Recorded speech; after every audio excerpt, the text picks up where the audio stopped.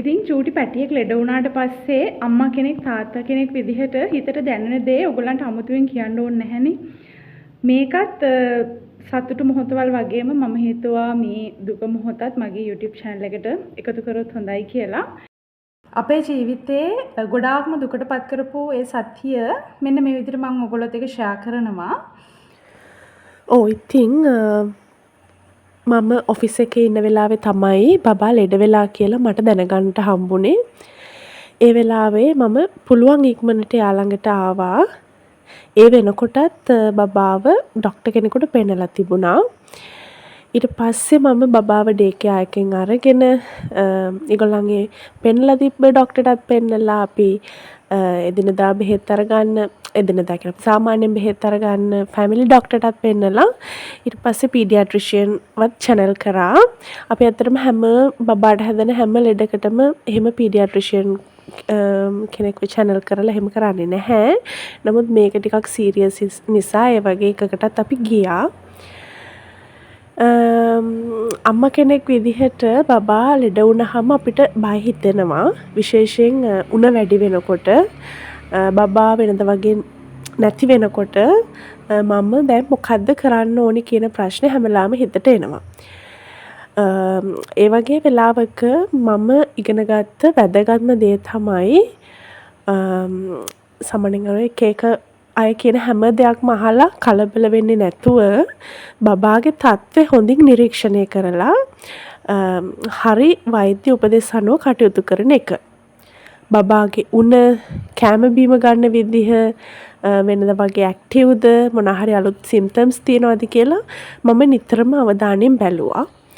බෙහෙත් දුන්නෙත් ඩොක්ටර් කියපු විදිහටම ඒ වගේම බබාට පුළුවන් තරම් විවේකය ලබලා දීලා එයා ළඟින්ම ඉන්න උත්සාහ කරා.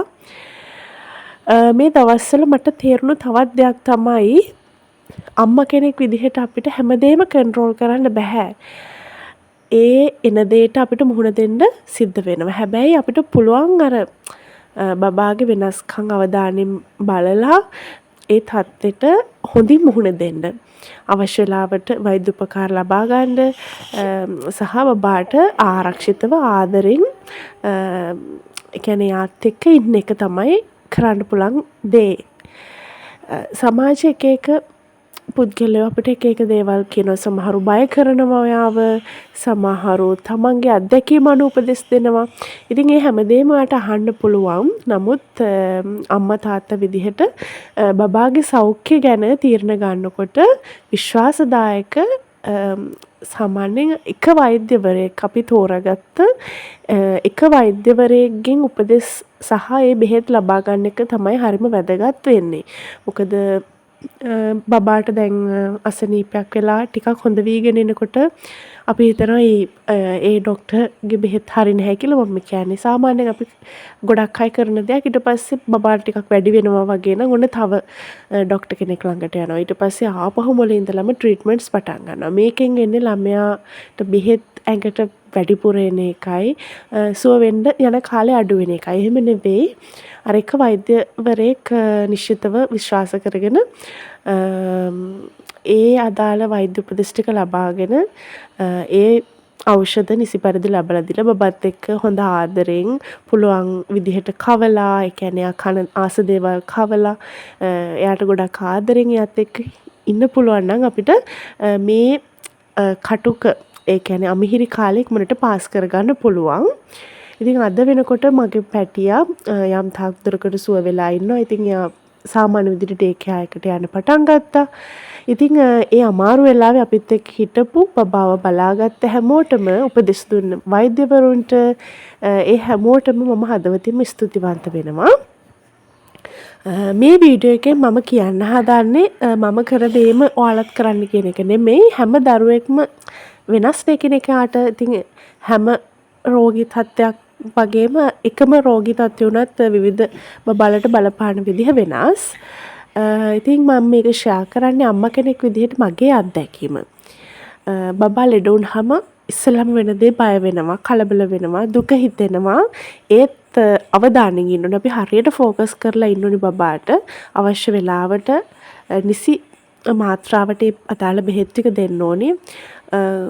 කොයි විදිහකින් හරි තමන්ගේ බබා ගාවින් ඉන්න පුළුවන් නම් ඒක තමයි ලොකුම දේ යාලට. එයාලට වෙන කවුරු හිටියත් ඇත්තටම කොච්චර අනිත් වෙලාවට මේ එහෙම හිටියත් මේ වෙලාවට එයාගේ අම්මයි තාත්තයි ඇරෙන්න එයාට මේ ලෝකෙ වෙන සම්පතක් නැහැ, විශේෂයෙන් මේ වගේ අසනීප වුණ වෙලාවට. ඒක තමයි එයාට තියෙන ලොකුම සැනසීම. ඉතින් මං හිතනවා මේ වීඩියෝ එකත් ඔයාලට වැදගත් වෙන්න ඇති කියලා. ඉතින් ලයික් කරලා තවත් පේරන්ට් කෙනෙක්ට වැදගත් වෙයි කියලා හිතනවා ෂෙයා කරන්න පුළුවන්. එහෙනම් අනිත් වීඩියෝස් බලන්න channel එක subscribe කරන්නත් අමතක කරන්න එපා. ඊළඟ වීඩියෝ එකකින් ආයෙම හම්බෙමු. අර සතුටින් පුළුවන් තරම් ආදරෙන් මේ එයත් එක්ක ඉඳලා අර මං කිව්ව දේවල් ටික ඒකත් එක්ක මේ මං හිතනවා ඉක්මනට බබාව රිකවර් වෙයි කියලා. දැන් තමයි යන්නේ නිදාගෙන නැගිට්ටේ. ඉතින් මේ ලස්සන හිනාව දැන් ආයි චුට්ට එනවා. ඉතින් හරි සතුටුයි. දැන් චුට්ටක් ওই විදිහට නැගිටලා ඉන්නවා. නැත්තම් මෙතන උරහිසට වඩා ගත්තාම උරහිසට ඔළුව තියාගෙන කෙන්දිරි ගගා එහෙම තමයි හිටියේ.